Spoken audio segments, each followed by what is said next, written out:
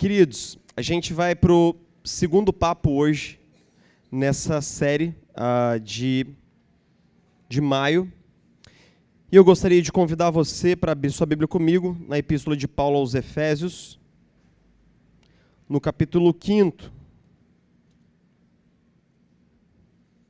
Efésios 5, 15.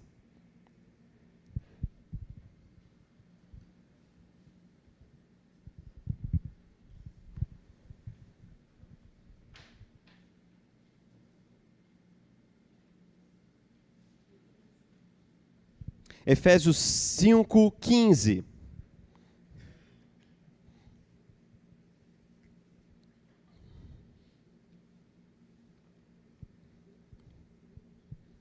Onde nós lemos assim: Tenham cuidado com a maneira como vocês vivem, que não sejam como insensatos, mas como sábios, aproveitando ao máximo cada oportunidade, porque os dias são maus.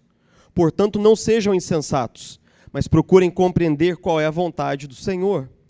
Não se embriaguem com vinho, que leva à libertinagem, mas deixem-se encher pelo Espírito, falando entre si com salmos, hinos e cânticos espirituais, cantando e louvando de coração ao Senhor, dando graças constantemente a Deus por todas as coisas, em nome de nosso Senhor Jesus Cristo. Vamos ler todos juntos, versículo 21. Sujeitem-se uns aos outros, por temor a Cristo. Mulheres, sujeite-se cada uma ao seu marido como ao Senhor, pois o marido é o cabeça da mulher, como também Cristo é o cabeça da igreja, que é o seu corpo, do qual ele é o Salvador. Assim como a igreja está sujeita a Cristo, também as mulheres estejam em tudo sujeitas a seus maridos. Maridos, ame cada um a sua mulher, assim como Cristo amou a igreja e entregou-se por ela, para santificá-la, tendo-a purificado pelo lavar da água mediante a palavra, e para apresentá-la a si mesmo como igreja gloriosa, sem mancha nem ruga ou coisa semelhante, mas santa e inculpável. Da mesma forma, os maridos devem amar cada um a sua mulher como a seu próprio corpo. Quem ama sua mulher, ama a si mesmo. Além do mais, ninguém jamais odiou o seu próprio corpo, antes o alimenta e dele cuida, como também Cristo faz com a igreja, pois somos membros do seu corpo. Por essa razão, o homem deixará pai e mãe e se unirá à sua mulher, e os dois se tornarão uma só carne.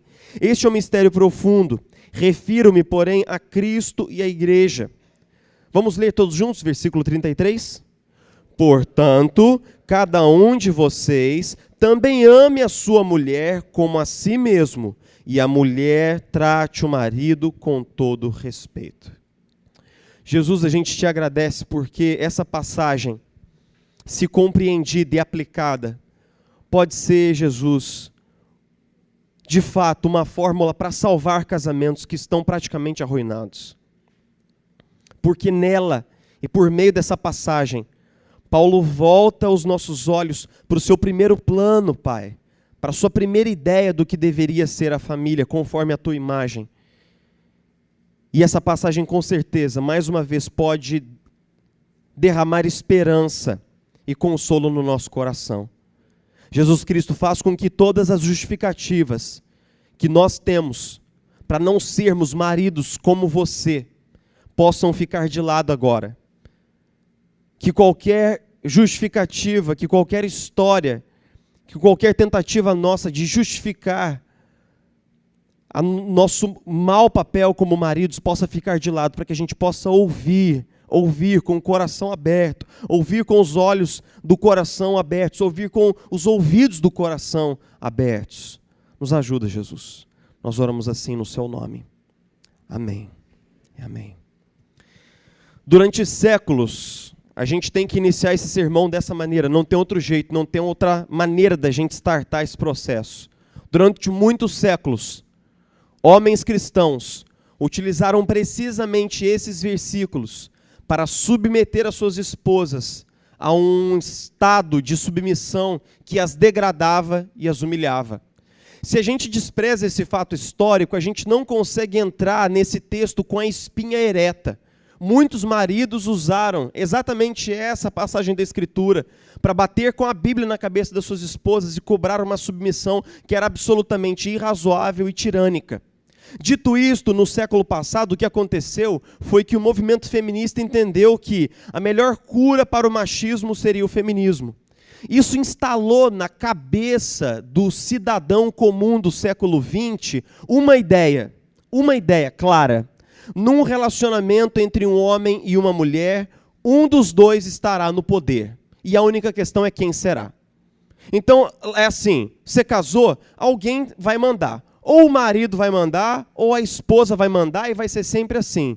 Porque o feminismo não construiu uma resposta melhor de igualdade, mas de fato se tornou um discurso de superioridade feminina sobre o homem, nas suas bordas mais extremas do movimento. Agora pense comigo, quando você sai de manhã de casa, está se arrumando no espelho, você pensa assim, rapaz, eu não sei o que eu visto hoje, não sei se eu coloco uma calça ou uma camisa. Alguém pensa assim de manhã? Rapaz, eu não sei. Você vem, chega para sua esposa e fala assim, minha esposa, o que você acha? Eu devo colocar essa camisa ou essa calça? Ela vai achar essa pergunta um pouco bizarra. Ou então quando alguém pergunta para você, quem é que você ama mais? Seu filho ou seu marido? É uma pergunta igualmente bizarra também, né? Porque até onde eu sei, a gente não casa com o filho e nem cria o marido, né? São amores diferentes, porque são coisas diferentes.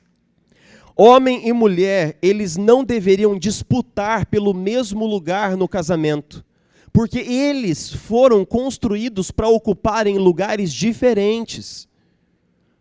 A esposa foi-lhe dado um papel no casamento, ao marido foi dado outro papel no casamento, e esses papéis são diferentes para se complementar. O casamento não é uma dança das cadeiras. Muitos casais acham que o casamento é uma dança das cadeiras em que tem uma cadeira e duas pessoas dançando. Quando a música para, alguém ganha e alguém perde. Então é uma luta de poder. Eu conheço casais que vivem a vida numa luta de poder, para decidir quem manda, quem decide, quem dá a última voz, quem se impõe mais, pelo berro, pelo argumento, pelo dinheiro, pelo poder financeiro no casamento, e uma série de questões. Mas se você olha para o casamento como Paulo pinta, toda essa retórica vai ladeira abaixo. Toda ela é desconfigurada e comprometida, porque Paulo nos diz que o papel do marido é um, o papel da esposa é outro, e quando esses papéis eles estão no lugar, eles se complementam. A epístola de Paulo aos Efésios é uma epístola muito interessante porque Paulo passou na cidade de Éfeso, que era uma cidade muito proeminente na Ásia, tinha 230 comunidades, era uma cidade estratégica, rica, influente.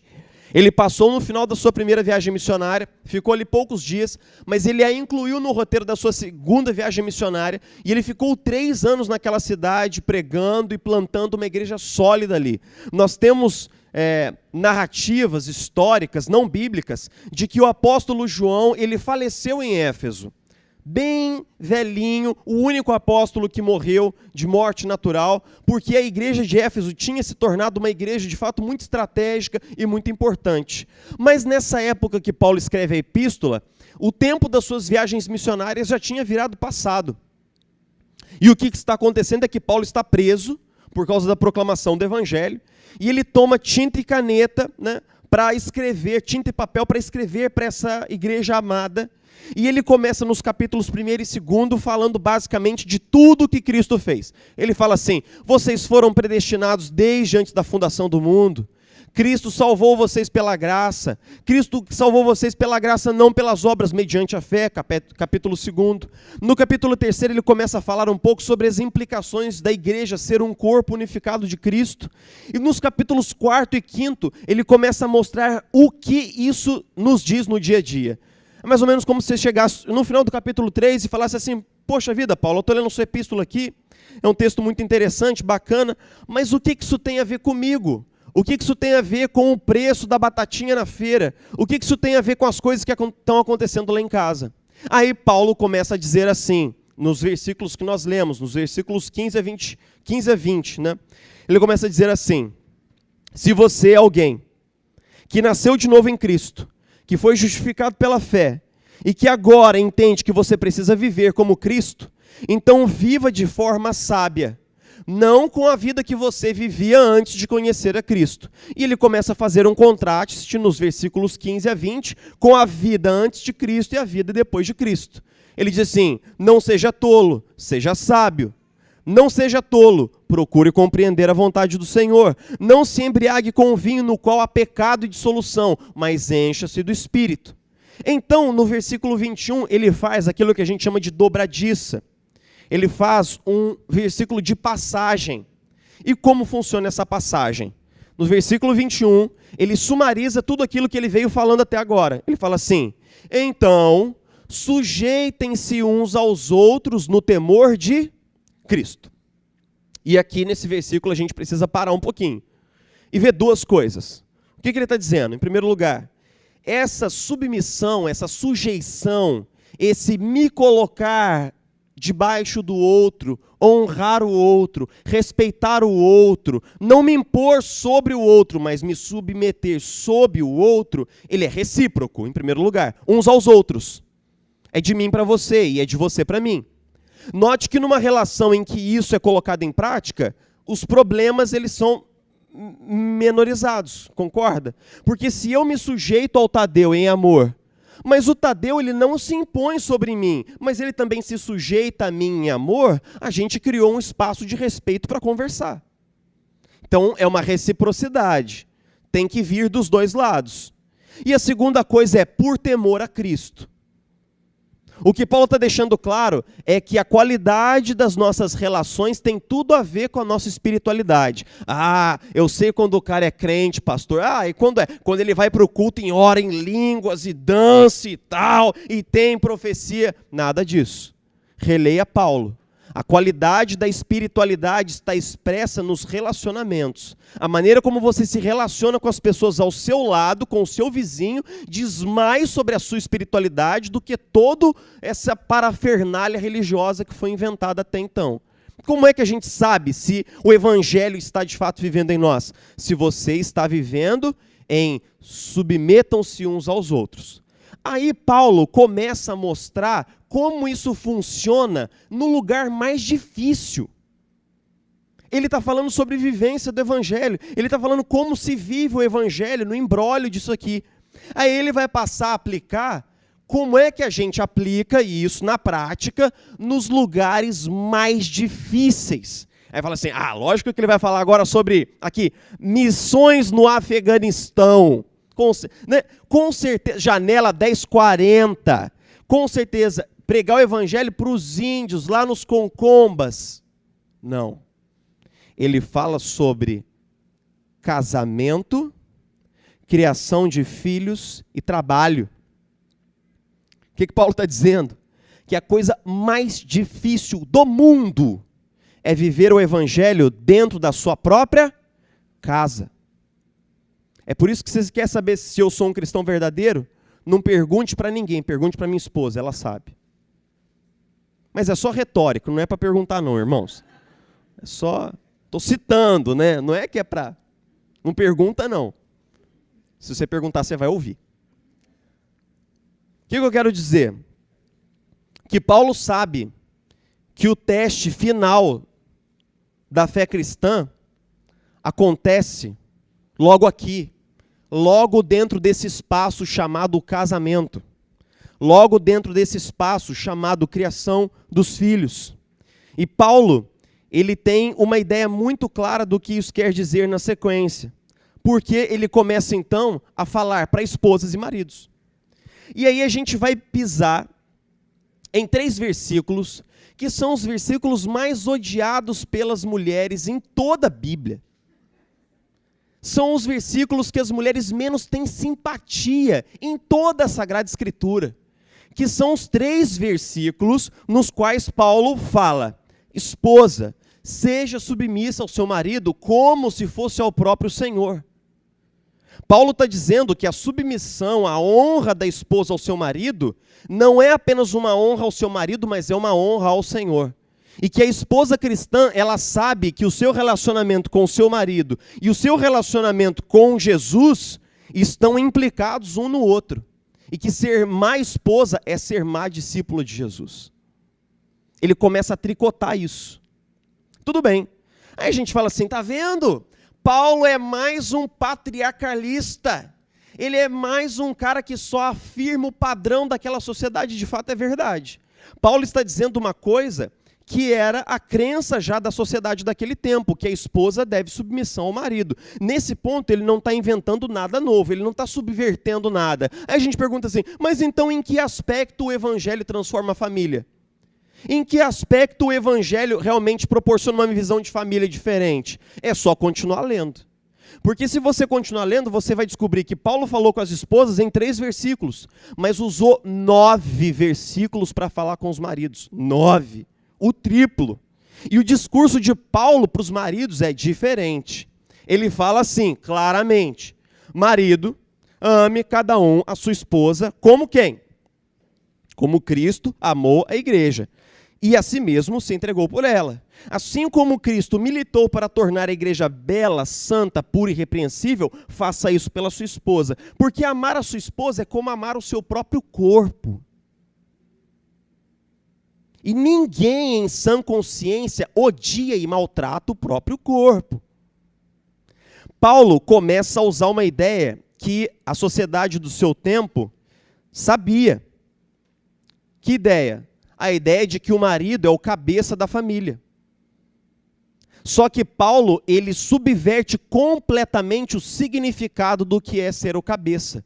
Ele traz 2 ensinos claros de Jesus, um em Mateus 20 e outro em João 13, quando Jesus diz assim, vocês sabem que os governantes das nações as dominam, e as pessoas importantes exercem poder sobre elas. Não será assim entre vocês. Ao contrário, quem quiser tornar importante entre vocês, deverá ser servo, e quem quiser ser o primeiro, deverá ser escravo, como o Filho do Homem, que não veio para ser servido, mas para servir e dar a sua vida em resgate de muitos. Quando Jesus lava os pés dos discípulos, ele logo em seguida diz, vocês entendem o que eu fiz?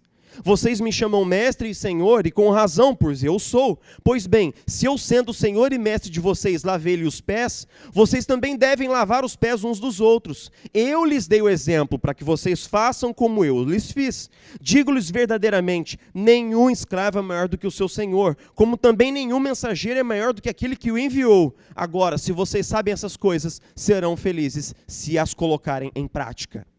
O que Jesus está dizendo? E o que Paulo está dizendo? Paulo está dizendo, de fato, o marido é o líder do lar. Só que liderança para um cristão é uma coisa totalmente diferente. Porque não é uma liderança que se impõe, não é uma liderança que tiraniza, é uma liderança que está sob, não é uma liderança que está sobre. Então Paulo começa a mostrar o que significa ser o cabeça. Maridos, me ouçam em nome de Jesus. O que significa ser o cabeça da sua casa? Em primeiro lugar, significa ser santo, puro, um exemplo de santidade como Jesus. Seja santo, seja puro como Jesus. Em segundo lugar, sirva a sua esposa, torne a sua esposa bela, coloque a sua esposa para cima e não para baixo. O desafio de servir a esposa, honrando a esposa, tornando-a bela, como Jesus torna bela a sua igreja. Isso é ser o cabeça. Em terceiro lugar, o desafio de se colocar depois da esposa, depois dos filhos, porque Jesus se tornou o cabeça, servindo a todos e lavando o pé de todos. Paulo afirma coisas que a sua sociedade já sabia, que o marido é o cabeça da família, só que ele questiona a noção do que é ser o cabeça. Ele não questiona que o marido é o cabeça da família, ele questiona o que significa ser o líder, o que significa ser o cabeça daquela pequena sociedade chamada família. É exatamente nesse contexto que essa percepção transforma a família. E por que transforma? Vou citar 2 coisas. Em primeiro lugar, não será difícil para sua esposa seguir a sua liderança se você for um cabeça como Jesus. Não será. Porque você nunca fará nada para degradar, humilhar, rebaixar a sua esposa. Ela vai seguir a sua liderança. É difícil para você seguir a liderança de Jesus? Ele por acaso se impõe sobre você, tiraniza você, expolia você, abusa você? Quando você falha, como ele te trata? Você se sente humilhado por Jesus? Mas ele é o seu cabeça, ele é o seu líder. Todavia, porque a liderança de Jesus é dócil, porque a liderança de Jesus é baseada no amor, não nos é difícil seguir a Jesus. Eu posso te dizer uma coisa, Jesus é o melhor líder que você vai ter na vida, porque segui-lo não é penoso, não é degradante, não é humilhante. Você segue Jesus, ele está no comando e você vai com alegria, não é assim? Pois bem, se você for um marido como Jesus, a sua esposa vai seguir a sua liderança. Sem tristeza, sem amargor, com alegria. Porque que esposa não seguiria um marido que tudo o que ele quer é o bem dela? Que esposa não honraria um marido e não colocaria um marido no lugar de honra de um marido que sempre toma um tiro na frente dela? Se alguém tem que tomar o tiro, é esse cara que vai na frente, ele dá o peito. Se não tem dinheiro para comprar 2, ele fica sem. Se tem 2 vontades sobre a mesa, ele se dispõe a tirar a sua, ele se dispõe a se colocar em segundo lugar. Que esposa em sã consciência não seguiria e não honraria uma liderança assim? Mas, ao mesmo tempo, o papel da esposa não é apenas seguir o marido, não é um papel passivo. Essa palavra submissão, ela vem do latim sub, embaixo, sob, e mittere, que é enviar, chamar, comissionar. O que acontece? Quando um capitão de uma guarda romana era enviado para uma missão, todos aqueles que estavam no seu pelotão lhe davam submissão, ou seja, apoiavam o capitão naquela missão. Não é uma submissão passiva, é uma submissão ativa. O que eu quero dizer com isso? Minha irmã querida que me ouve nessa noite, o seu marido não conseguirá ser como Jesus sem o seu apoio. É muito difícil. É uma missão muito dura.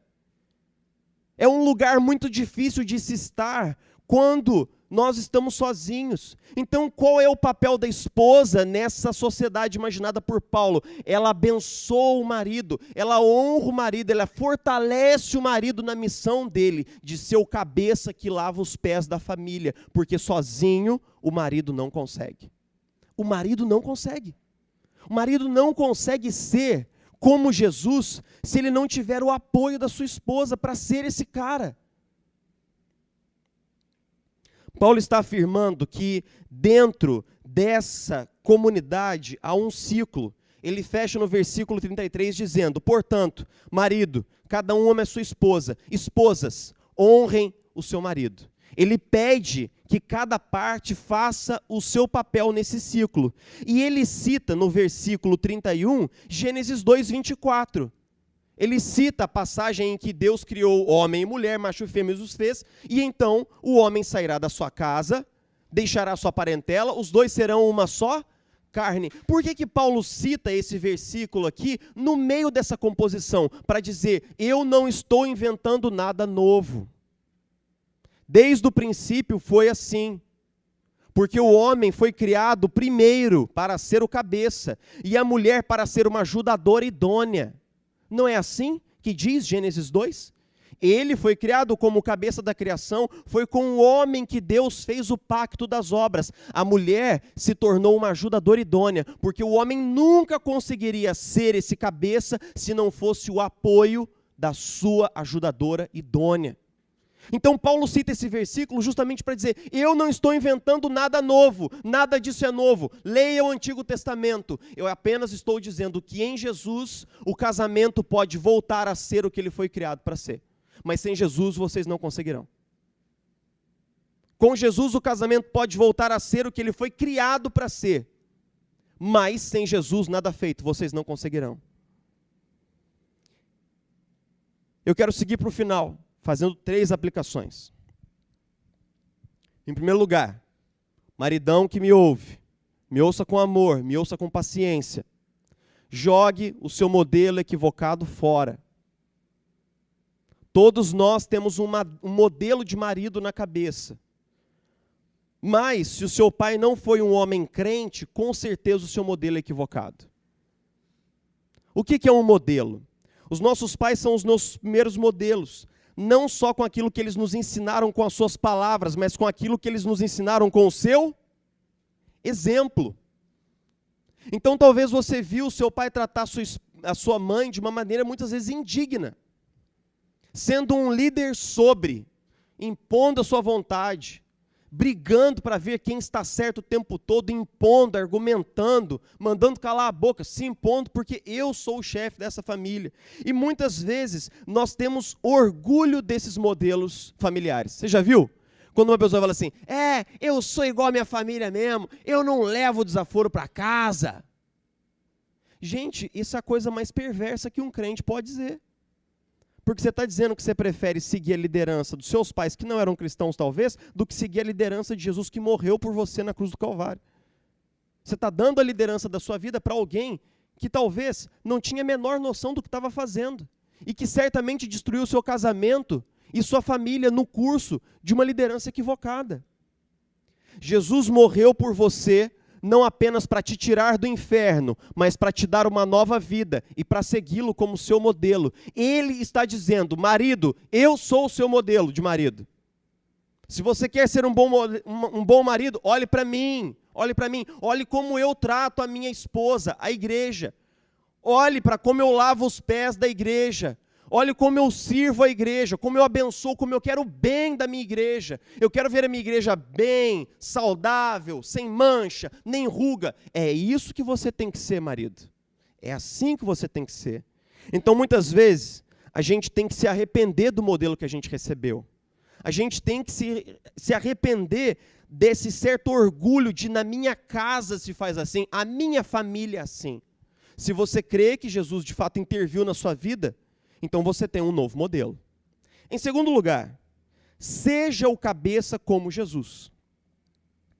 E aqui eu quero destacar claramente o que não é ser um cabeça como Jesus. O que não é ser um cabeça como Jesus?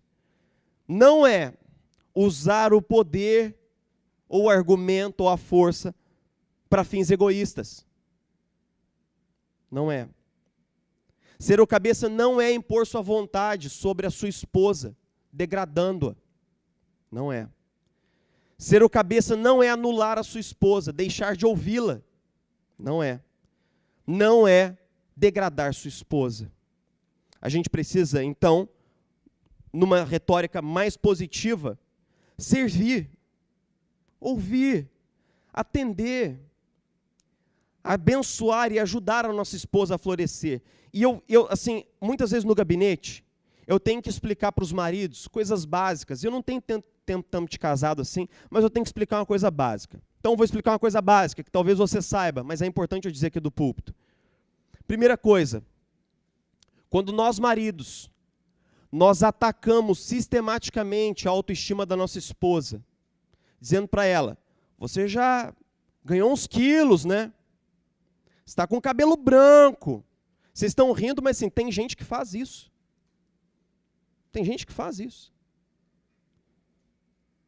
Atacando a autoestima, o senso de valor. Você é burra. Você não entende nada. Você não sabe do que está falando. Ou cultivam desconfiança na esposa, sempre contando para ele que uma mulher flertou com ele no trânsito, que uma mulher flertou com ele no trabalho. Sabe esse tipo de marido que se alimenta da desconfiança e do ciúme da esposa, talvez para ele sentir que ele ainda é bonitão, garotão, gostosão, que ele ainda causa um impacto na sociedade? Maridos que não ajudam as suas esposas a enfrentar os desafios da vida, que ao invés de dizer, você vai conseguir, sempre dizem o quê? Você não vai conseguir. Se ela tem um desafio no trabalho, eu acho que, olha, você não dá para isso não, você não consegue isso não, você não é boa assim não. E deixa isso para outra pessoa, você não dá conta disso não. Quando você coloca a sua esposa para baixo, para baixo, para baixo, para baixo, para baixo, para baixo, para baixo, quando você é um mau cônjuge, quando você faz o seu cônjuge ser mal amado, você tem como resultado um mau cônjuge. Porque uma mulher que está enciumada, com a autoestima questionada pelo próprio marido, que deveria afirmá-la, quando ela tem um valor dela questionada pelo próprio marido, que deveria suportá-la e apoiá-la, como é que você acha que essa mulher se sente? Se sente feliz? Se sente honrada? Se sente valorizada? Se sente bonita? Vou ser bem claro agora, se sente gostosa? Você acha que essa mulher se sente poderosa? Não. Ela se sente um lixo. E uma pessoa que se sente um lixo não é capaz de fazer ninguém feliz. E esse casamento vai entrar num ciclo desgraçado para descobrir quem é o culpado pela nossa infelicidade. Só que nós estamos entendendo diante da Escritura que os maridos estão na liderança. Cabe aos maridos puxar o bonde, meu irmão. Acorda. Ser o cabeça é tomar a responsabilidade, é tomar o tiro no peito. Se o seu casamento não vai bem, pare de reclamar do seu cônjuge e faça o seu papel. Seja o líder da sua casa, seja o cabeça, seja homem. Meus irmãos, nós precisamos de uma geração de homens de verdade. E ser homem não é gritar com a esposa, não é humilhar a esposa, é colocá-la num lugar de honra. De honra, como Cristo honra a sua igreja. Esse é um marido como Jesus. Esse cara eu tiro o chapéu para ele. Esse cara que quando tem dinheiro para um, ele abre mão. Que quando alguém tem que abrir mão da vontade, ele cede, porque ele sabe que ele é um líder a serviço, ele é um líder sob, ele está ali para lavar os pés, e ele não faz isso com beiço, ele não faz isso com mimimi, ele faz isso com amor, porque ele entende que isso é o papel dele. Esses dias eu tive um gabinete que uma pessoa falou assim para mim, não, pastor, porque eu vejo, o meu namorado fazendo escolhas por mim, abrindo mão das coisas, eu fico triste. Eu falei, não fique triste, não fique triste, não tente tirar isso dele, isso é o papel dele. Se ele não abrir mão, se ele não servir, ele não está pronto para ser seu marido. Apoie ele nessa missão difícil, porque é difícil. Apoie, incentive, elogie esse cara, reconheça isso, agradeça, mas não tire dele a liderança a serviço. Foi isso que ele foi chamado para fazer. Se um dia eu precisar me jogar na frente de um bonde pela minha esposa, eu não quero que ela me salve. É isso que eu fui chamado para fazer. Esse é o meu papel, esse é o meu chamado, esse é o meu lugar. Eu quero que ela não se case com ninguém depois. Eu não sei se isso é pedir muito. A gente pode conversar isso lá em casa daqui a pouco, meu amor. Por fim, eu quero dizer para os maridos, não abra mão da liderança. Não abra mão da liderança. Muitos maridos, eles abrem mão da liderança. A esposa se candidata para liderar a família e ele deixa. Isso é um equívoco terrível. Isso é um equívoco terrível. Em primeiro lugar, porque ele acaba jogando sobre a esposa. Sabe aquela coisa, sempre fala com a sua mãe? Isso a gente tem que ter um olhar para isso daí. A gente tem sempre que os cônjuges têm que tomar decisões conjuntas sobre os filhos.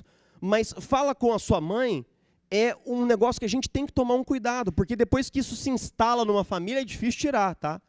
É muito difícil tirar, mas não é o correto aos olhos das Escrituras.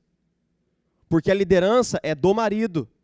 O marido conversa com a esposa, os dois juntos esculpem uma política de como criar os filhos. Se eles têm que conversar, que eles conversem. Mas quando o marido diz assim, fala com a sua mãe, ele está basicamente dizendo, eu não quero me aporrinhar com isso. Eu não quero essa encheção de saco para mim. Vai lá, enche o saco da sua mãe. Isso é feio, porque nós estamos abrindo mão da liderança. E quando a mulher compete pela liderança, criando uma disputa de poder? Se você casou com aquela mulher assim, que é batalhadora, é guerreira, mas também assim, ela gosta de ser o cabeça. Duas opções. Se a sua esposa é cristã, sente com ela e em amor diga para ela, não é assim que nós aprendemos do nosso Senhor. Vamos ler a Bíblia juntos aqui. Vamos escutar de novo o sermão do pastor. Não é assim que foi desenhado desde o princípio. Eu quero envolver você em todas as decisões, porque como seu marido, que sou o cabeça, eu não posso decidir o que é bom para você sem ouvir você. É lógico. Quando eu vou tirar férias, eu consulto a minha esposa. Se eu tenho um convite para pregar fora, eu consulto a minha esposa. Porque eu decidi estar casado, então casado tenho de ser, não só no papel, mas na mentalidade. O marido, que é cabeça, ele não exclui a sua esposa, ele a inclui. Mas cabe a ele o bastão da liderança. Se a sua esposa é cristã, converse com ela. E ajude a ver que, em última instância, ela está em desobediência frontal à palavra de Deus. E que se ela continuar fazendo isso, ela vai causar muitos problemas no casamento e para os filhos, porque os filhos vão herdar um modelo errado de família na cabeça. Um modelo onde a mulher dá as coordenadas e o marido é um pateta. O marido é um pateta. Se a sua esposa não é cristã, tenha paciência. Ore com ela, até que ela possa entender que, dentro do design criacional, isso é o que Deus propôs. Eu sei que esse é um tópico delicado, esse é um tópico difícil, mas eu não quero fugir à verdade. E eu não estou aqui para te agradar. Não é essa a minha função. A minha função aqui é expor para você com fidelidade as Sagradas Escrituras. E eu quero que você e eu entendamos juntos. Eu vim de uma família super disfuncional, em que liderança masculina era sempre na base do berro, da imposição. E todo mundo vai calar a boca porque quem paga as contas aqui sou eu. Eu vi isso a minha vida inteira. E eu sempre imaginei, gente, mas é isso que a Bíblia autoriza? É isso que é ser um marido cristão? E mais tarde eu pude ler a Bíblia e aprender que nós, maridos, temos uma missão muito difícil. Eu quero terminar dizendo duas coisas. Em primeiro lugar, gente, é impossível ser um marido como Jesus se a gente não estiver andando como Jesus. É impossível, cara. É muito difícil. É muito difícil você honrar a sua esposa, colocá-la no lugar de honra, lutar pela beleza, pela santidade dela. Se você não está andando com Jesus, você não dá conta. Você não consegue. Mas em segundo lugar, sem o apoio das nossas esposas, a gente também não consegue, cara. Não consegue. Eu preciso que a minha esposa me dê apoio na minha missão, que é lavar os pés dela. Mas sem o apoio dela, sem a honra que ela me dá, sem, sabe aquela coisa de quando a gente está em público e você que é marido se sente honrado pela sua esposa, você sente que ela te coloca num lugar de deferência diante das pessoas, isso faz um bem para mim, porque eu sei que eu estou sendo fortalecido na minha missão difícil de ser marido, como Jesus. Meus irmãos, nas Escrituras não há confusão. Cada cônjuge tem o seu lugar. E cada um de nós foi chamado a ocupar um papel dentro do plano belo do Criador. Alguns poderão dizer assim, mas eu odeio esse negócio de ser o cabeça. Eu odeio. É muito ruim. Mas conversa com o seu Criador, mano. Isso daqui não fui eu que escrevi, não saiu nada da minha cabeça. Conversa com o cara que te fez. Eu odeio esse papo da Bíblia de não sei o quê. Eu acho tão degradante. Não, não é degradante. Vamos reler o texto. Vamos reler o texto. Eu vejo muitos casais, e eu vou concluir dizendo isso.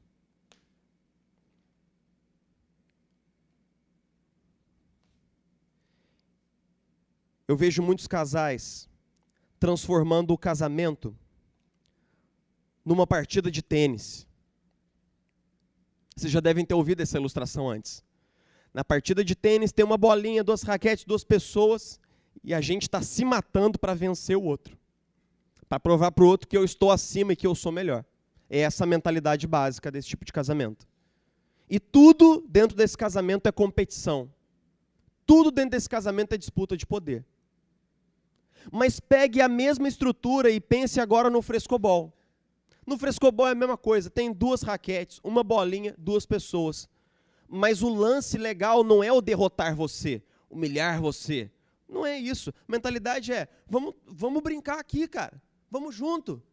Vamos junto. Você joga a bola, eu jogo. Você joga, eu jogo. Dentro de um casamento cristão, cada um faz o seu papel. E isso promove um ciclo de virtude dentro do casamento. Porque eu fortaleço você e você me fortalece. Eu fortaleço você e você me fortalece. Meu irmão, eu oro para que Jesus mude profundamente a dinâmica do seu casamento. Eu oro para que a dinâmica do seu casamento seja um espaço de alegria, de completude, de serviço mesmo, sabe? Em que está um lutando para servir e abençoar o outro. em que um está lutando, na verdade, para lavar os pés do outro. E se o seu casamento for isso, o seu casamento vai ser um espaço de alegria maravilhoso, tremendo. Você vai ter alegria de voltar para casa no final do dia. Você vai ter alegria de chegar em casa e reencontrar sua esposa. Quando eu fui para o Havaí, eu tive uma sensação no meu coração tão ruim como eu nunca tive. No dia em que eu vi minha esposa entrando pela porta da igreja, eu tive um negócio dentro de mim, cara. Eu chorei, quem estava lá da igreja sabe, eu chorei como criança.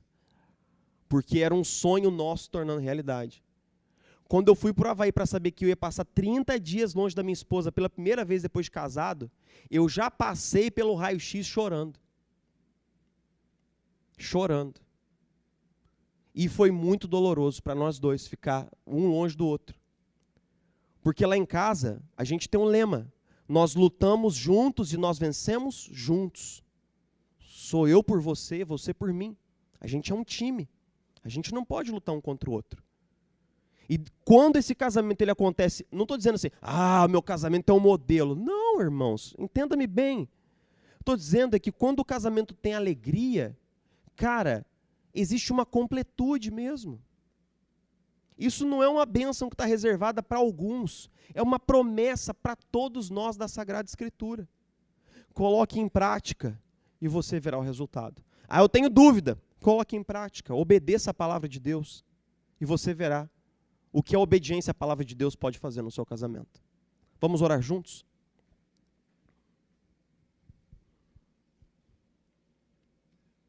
Jesus Cristo, a gente reconhece do fundo do nosso coração, nós maridos, que muitas vezes a gente não tem sido marido como você. Marido que honra a sua esposa. Marido que coloca a sua esposa em lugar de honra, de bênção. E por isso nós pedimos perdão, Jesus. Se a nossa esposa tem sido impedida de vir ao Evangelho por nossa causa, nós pedimos perdão. Tem piedade de nós. Jesus, nossa missão é muito difícil. Servir como você, ser íntegro como você, amar como você, perdoar como você é muito difícil. Então nós precisamos em primeiro lugar da sua ajuda, Jesus, e nós estamos pedindo a sua ajuda nessa noite. Para amar as nossas esposas com o seu amor, com o seu amor. Nós estamos pedindo perdão por todas as vezes que a gente não conseguiu amar as nossas esposas com o seu amor, com o seu amor. E nós pedimos a ajuda das nossas esposas, Jesus, porque nós precisamos delas. Não apenas porque nós a amamos profundamente, mas, Jesus, porque nós não podemos ser o tipo de homem que o Senhor sonhou, sem que elas nos ajudem pelo caminho, sem que elas nos ajudem a tomar as escolhas difíceis, sem que elas nos apoiem nos dias em que a gente se sente desanimado, frustrado e fracassado. Jesus, como nós precisamos do apoio das nossas esposas, da ajuda, do conselho delas, de uma palavra de ânimo, de um ombro amigo, de um colo, como nós precisamos. E nós sabemos que muitas vezes esse colo é o seu colo mesmo, Jesus. Nós encontramos a sua ternura na palavra delas. Nós encontramos o seu carinho no carinho delas. Obrigado, Jesus, pelas nossas esposas. Obrigado. Nós queremos louvar o Senhor pela vida das nossas esposas e te agradecer por essa bênção. Jesus, nos ajuda a mudar a dinâmica da família, nos ajuda a entrar num outro momento, num outro espaço, nos ajuda a mudar a dinâmica da nossa família. Essa é a nossa oração, em nome de Jesus, em nome de Jesus. Amém.